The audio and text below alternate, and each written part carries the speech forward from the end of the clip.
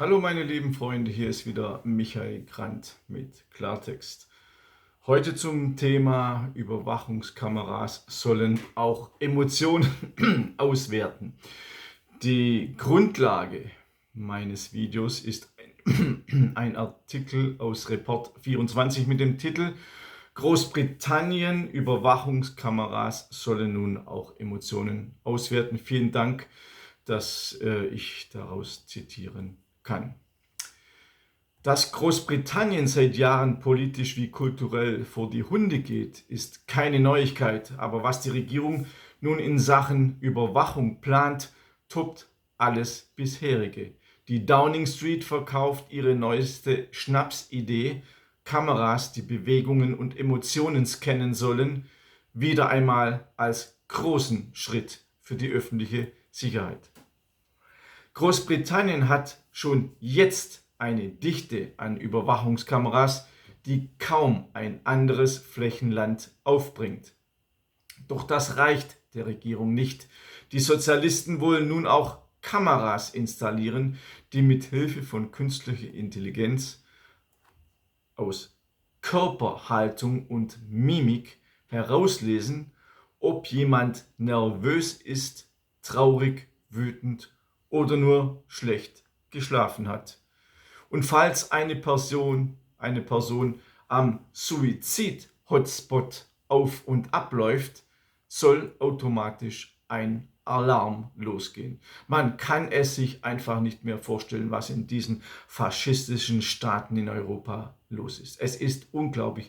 Es ist schlimmer, als wir uns es jemals vorstellen konnten. Es ist schlimmer als in George Orwells für mich Jahrhundertbuch 1984. Und alles natürlich nur, damit die Polizei effizient arbeiten kann. Also so effizient, wie Behörden nun einmal arbeiten, wenn man sie mit unbegrenzten Überwachungsbefugnissen und begrenzter Verantwortlichkeit ausstattet. Dass die Polizei gleichzeitig einen erweiterten Zugriff auf staatliche Fotodatenbanken will, inklusive Passbildern, wird gleich mitverkauft. Dass die KI-Systeme eine hohe Fehlerquote aufweisen, spielt dabei keine Rolle. Bereits jetzt nutzt die Polizei in England und Wales Live-Gesichtserkennung. Wer an einer Kamera vorbeigeht, kann jederzeit mit einer Liste interessanter Personen abgeglichen werden. Die neuen Pläne aber schießen weit darüber hinaus. Die Kameras sollen nicht nur erkennen, wer man ist, sondern auch, was man fühlt. So könnten damit unter Umständen auch Gewalttaten verhindert werden, heißt es. Unglaublich, diese Idiotie, diese faschistische Idiotie. Das Ganze fällt nicht zufällig in eine Zeit, in der die sozialistische Führung in London ganz auf WEF-Linie ohnehin die letzten Reste der bürgerlichen Freiheit schleift. Der Online Safety Act, der seit Juli 2025 gültig ist, macht aus sozialen Medien staatlich geprüfte Überwachungsanlagen.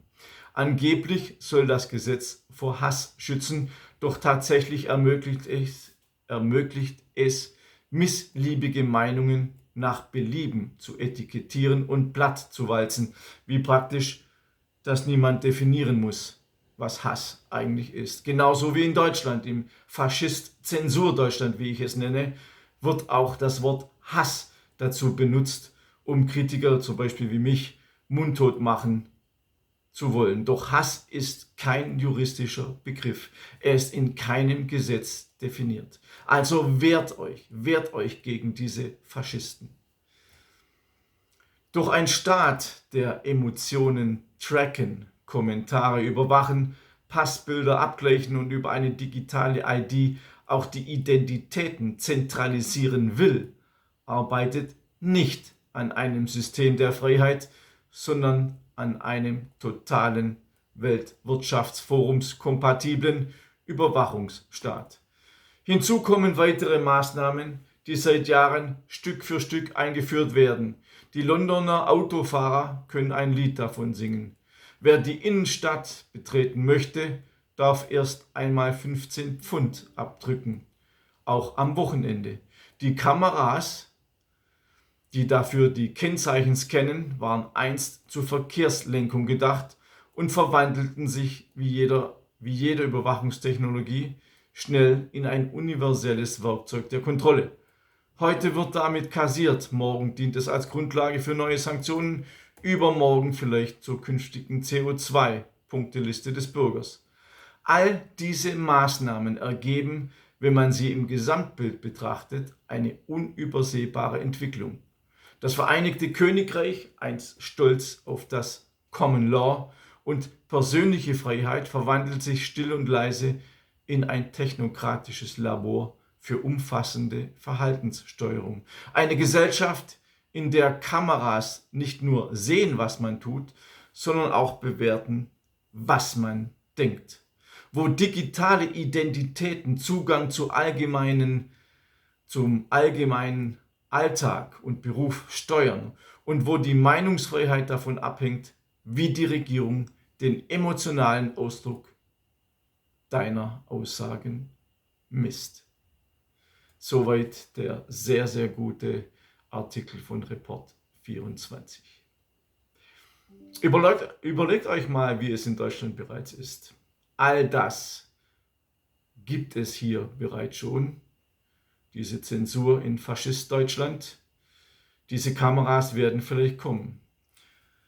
Ich habe ein Buch geschrieben, Staatsgeheimnis NGO-Finanzierung, mit allen linken NGOs, weil es wird keine rechte NGO, keine konservative NGO staatlich gefördert, sondern nur linke und linksextreme Schwurbler. Sie sind natürlich klar, sie sind für Internetkontrolle, für Zensur, gegen Hassrede, sie sind gegen alles, was Freiheit ist. Ihr könnt in diesem Buch die einzelnen NGOs lesen und wie viel Steuergeldern sie in den Hintern geschoben bekommen. Euer Geld. Sie sind dafür verantwortlich, dass wir unser Geschichtsbild nicht objektiv betrachten können. Sie sind dafür verantwortlich für die Internetzensur und zwar gemästet vom deutschen Steuergeld, von euren Geldern. Alles hier in diesem Buch. Und wenn wir schon dabei sind, in meinem neuen Buch Deutschland muss vernichtet werden, das ist natürlich genau das Hassbuch dieser links-woken-Gruppe, die natürlich nicht will, dass die deutschen Opfer benannt werden. Die deutschen Opfer der alliierten Massenmörder durch Vergewaltigungen, Verstümmelungen, Folterungen, durch Brände, durch Bomben und so weiter und so fort. Alles dokumentiert in diesem Buch. Es ist Zeit, an unsere Toten zu gedenken, an unsere. Und ich habe eine Liste erstellt mit den vielen Millionen Deutschen, die umgebracht worden sind. Zivilisten, Alte, Kranke, Frauen und Kinder. Millionen, ihr werdet es nicht glauben. Ich habe alles aufgeführt in einer Liste. Alles dokumentiert mit Quellen, die nicht zu widerlegen sind. Kauft euch dieses Buch, wenn euch das Andenken an unsere Toten etwas wert ist. Hier ist alles dokumentiert.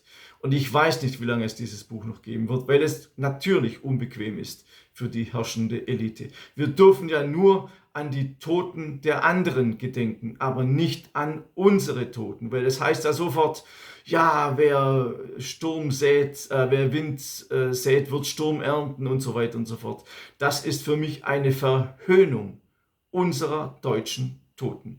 Für mich sind alle Menschen gleich. Und alle Menschen gleich bedeutet, jeder Tote ist gleich schlimm. Aber heute gibt es Tote erster Klasse. Das sind die Toten, die durch Deutsche gestorben sind. Und Tote zweiter Klasse, das sind die Deutschen, die durch die Alliierten gestorben sind. Und da bin ich total dagegen. Alle Menschen sind gleich. Das sagt ihr doch immer, ihr Schwurbler. Alle Menschen sind gleich. Ihr beruft euch auf das Grundgesetz. Die Menschenwürde ist unantastbar. Na gut, dann gedenkt endlich an die Millionen unserer Toten. Hier ein Buch, dick wie ein Backstein. Leider so dick, weil die Massaker und Folterungen an unserem Volk so vielfältig waren. Hier ist alles beschrieben mit Fotos.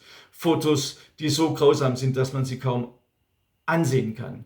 Aber wir haben uns entschieden, diese Fotos zu veröffentlichen, weil wir dem Grauen, das uns unserem Volk angetan wurde, endlich ein Gesicht geben wollen. Ja, tut mir leid, ich bin ein bisschen emotional geworden, ein bisschen wütend, weil ich hasse es einfach, wenn es Tote erster und zweiter Klasse gibt. Ich hasse es einfach. Jeder Tote ist gleich schlimm. Ja, bitte abonniert mich bei Telegram, weil ich weiß nicht, wie lange ich hier auf diesem Kanal noch bin. Und dann ziehe ich alle Videos rüber auf Telegram. Abonniert mich, weil wenn ihr mich eines Tages nicht mehr seht auf diesem Sendeplatz, was ist dann? Also abonniert mich gleich auf Telegram. Abonniert auch meinen kostenlosen Newsletter auf www.michaelgrant.de. Und da wir gerade bei kostenlos sind, diese Videos sind kostenlos, meine Informationen sind kostenlos, mein Newsletter ist kostenlos, mein Telegram-Kanal ist kostenlos. Alles kostenlos, aber ihr wisst ja auch, dass Menschen nicht von kostenlos leben können. Also ich habe unten auch meine Bankdaten angegeben, wenn ihr mich ein bisschen unterstützen wollt. Gerne, ich bedanke mich im Voraus dafür. Alles Gute für euch, bleibt mutig, lasst euch nicht verdummen.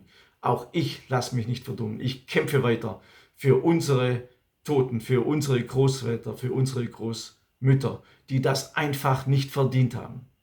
Alles Gute, bis zum nächsten Mal. Euer Michael Grant.